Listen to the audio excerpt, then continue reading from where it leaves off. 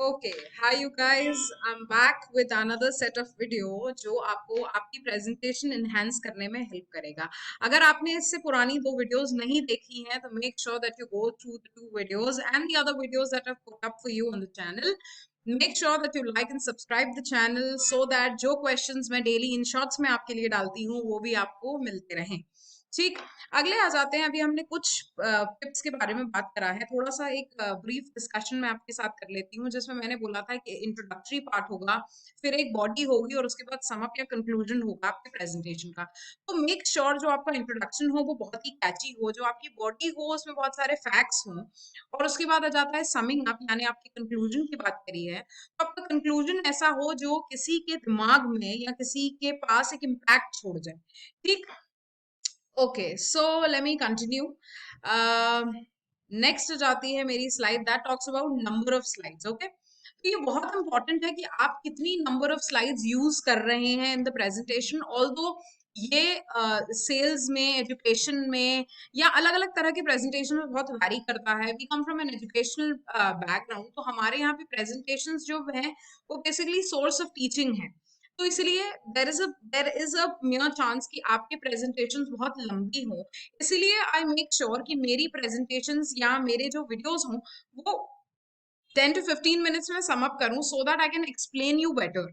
Okay, और ये explanation भी बेटर इसलिए होता है, या इतना लंबा एक्सप्लेनेशन इसलिए होता है because I really want you to understand everything that I am coming up with. Okay, and छोटे जिन लोगों को क्रिस्प और जल्दी से एक्सप्लेनेशन चाहिए तो वो मेरे इन शॉर्ट्स पे जा सकते हैं, इन शॉर्ट्स पे देख सकते हैं कि मैंने किस तरीके से क्वेश्चन को आंसर किया हुआ है। बट अगेन आई से कि मैं लंबे एक्सप्लेनेशन इसीलिए देती हूँ so that you understand the concept to the core. Okay, तो अब आ जाते हैं number of slides and how much to write. तो not more than 10 slides in total. Who wants to sit and go through the pages of the slides?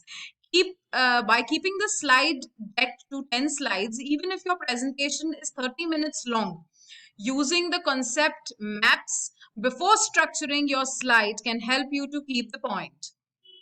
अब हम यहाँ बात कर रहे हैं, सबसे पहले हमने बात करी 10 स्लाइड्स की, तो मिनिमम 10 स्लाइड्स को रखें।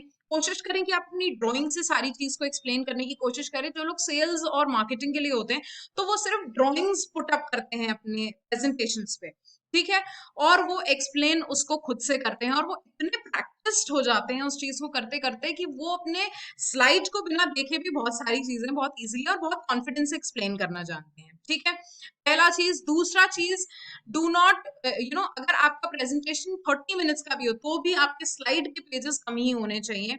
ऑल्दो क्योंकि मेरी एक एजुकेटिव प्रेजेंटेशन है and I tend to make presentation in every 3 days और मुझे बहुत सारा एक्सप्लेनेशन करना पड़ता है, इसीलिए मैं इसमें काफी सारी चीजें लिखती हूँ। पर अगर यही वीडियो सेल्स के लिए या मार्केटिंग के लिए या एक अच्छी प्रेजेंटेशन में आनी चाहिए तो इसमें इतना कुछ लिखा हुआ नहीं होना चाहिए। इसमें सिर्फ अगर बेयर मिनिमम देखें तो इसमें लिखा होना चाहिए the number of slides and how much to write, जिसमें सबसे पहला पॉइंट आ जाना चाहिए not more than 10 slides in total. दूसरा, limit the amount of copy on each slide.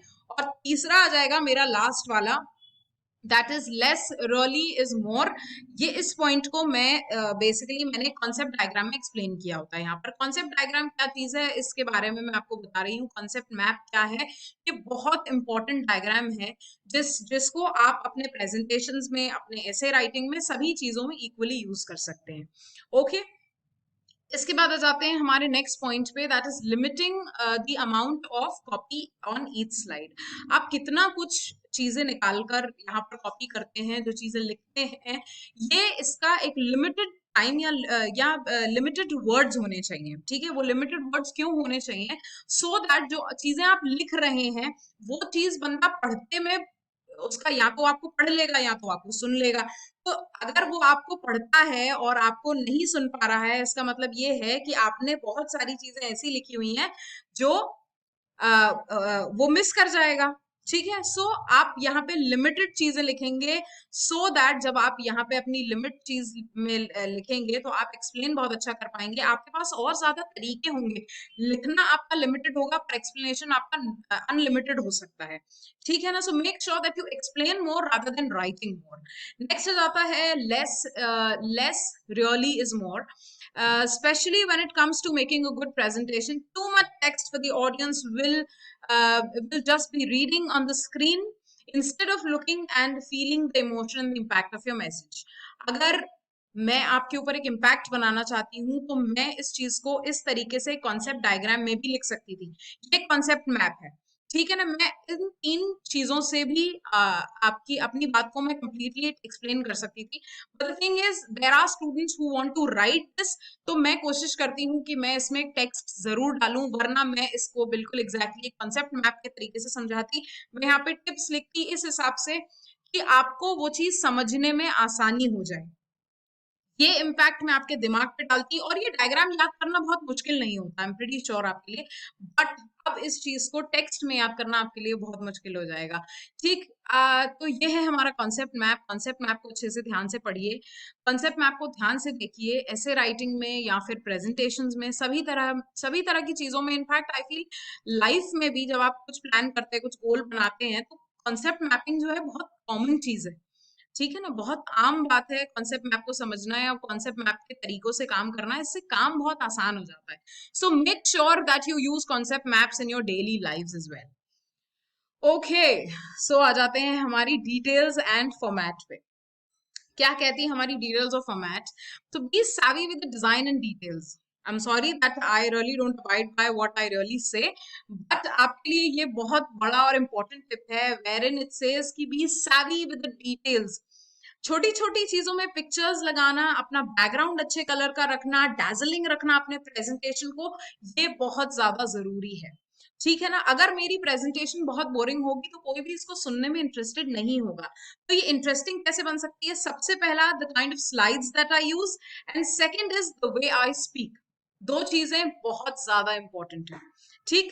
इसके बाद आ जाता है use the colours, use the good colours like bright colours can dazzle, but too many can be an of putting. बहुत ज्यादा dazzling नहीं चाहिए हमें, but a limited amount of dazzle. For example, I'll tell you that you will always find girls with a lot of makeup, and you will always find some people with a gracious makeup, है ना. वो gracious makeup या graceful makeup जो है ना, वो बहुत अच्छा लगता है.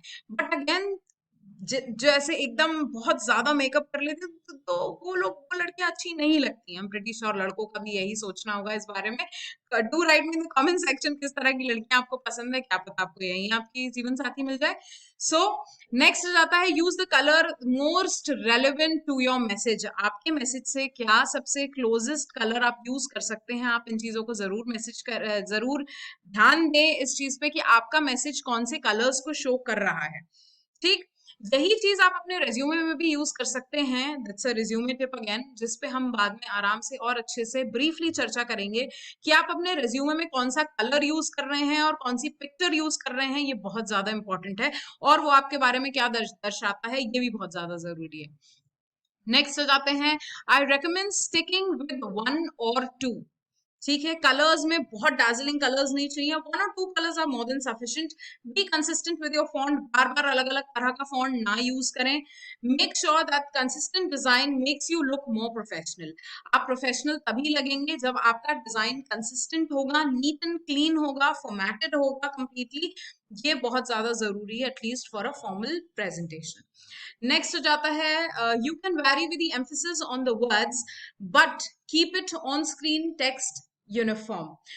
बहुत इंपॉर्टेंट है कि आप अपने वर्ड्स को वैरी करें, ठीक है, but at the same time वो टेक्स्ट जो अपीयर हो रहा है that should be very uniform. Okay, next आता है format for perfection. Make sure that the text is aligned and neat. ये क्यों जरूरी है ये मैं बता देती हूँ. अगर आप मेरी पीपीटी देखेंगे तो I try using same kind of font in one particular presentation. Although मैं अपने फॉन्ट्स के साथ बहुत एक्सपेरिमेंट्स करती रहती हूँ, but at the same time जो मेरा फॉर्मेट है वो नीट एंड क्लीन होना चाहिए, अलाइंड होना चाहिए, एक ही तरह का फॉन्ट यूज होना चाहिए. ये सब चीजें बहुत ज्यादा इंपॉर्टेंट है.